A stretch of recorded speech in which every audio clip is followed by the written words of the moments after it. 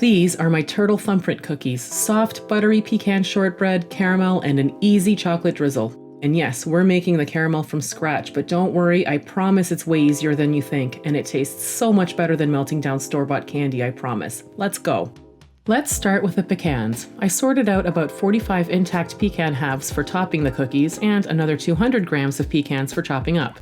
Keep them separate on the baking sheet and toast them at 325 degrees Fahrenheit or 165 degrees Celsius for about 10 minutes or until they're nice and fragrant. Once they're cool enough to handle, put the whole pecans into a bowl. Chop the rest of them into small pieces and put them in another bowl. These are going around the edges of the cookies.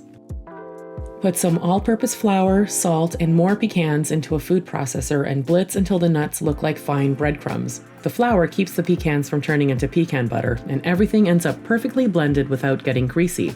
In a stand mixer, beat room temperature butter with sugar on low speed just until it's creamy and smooth. This is basically a shortbread cookie, so you don't want to whip a bunch of air into the dough. Add a splash of vanilla extract and mix until smooth. Then add the dry ingredients and mix on low speed just until combined. Use a small cookie scoop to portion the dough.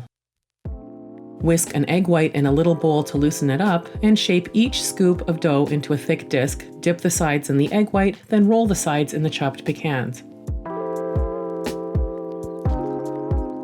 Line them up on a baking sheet with a couple inches of space between each one, then gently press a well into the center.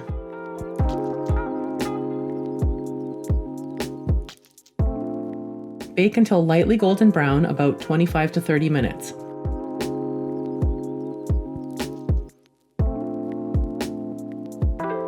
While they're still hot, use a round measuring spoon to press the wells in the centers again, since they will puff a bit in the oven.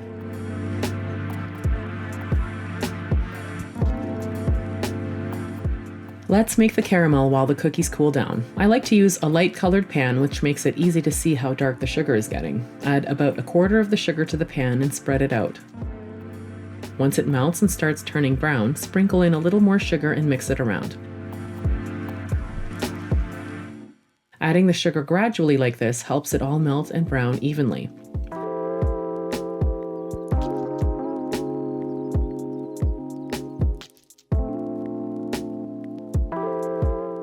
Once all of the sugar has turned a deep amber color, turn off the heat and very carefully add pieces of the room temperature butter. It'll bubble furiously, so stir it in carefully.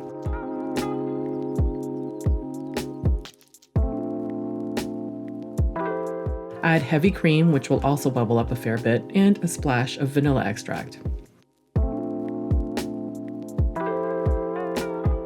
Pour it into a heat-proof bowl and set it aside to cool.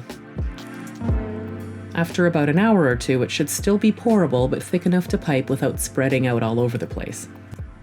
Transfer the caramel into a piping bag, snip about a 1/4 inch opening in the tip, and fill each cookie. Press a toasted pecan half over the caramel and pop the tray into the freezer for 10 to 15 minutes until the caramel sets. Melt 100 grams of chocolate with a teaspoon of neutral oil. Let it cool down slightly and put it in a piping bag. Snip a tiny opening in the tip and drizzle a nice zigzag over the top of each cookie. Freeze again until the chocolate firms up, and that's it. Turtle thumbprint cookies ready for gifting, eating, or hiding from your family. No judgment here. This recipe is part of my 12 Days of Cookies series for this year, so check out this playlist for the rest of the recipes. And if you enjoyed this video, don't forget to subscribe so you don't miss the next one. Thanks for watching!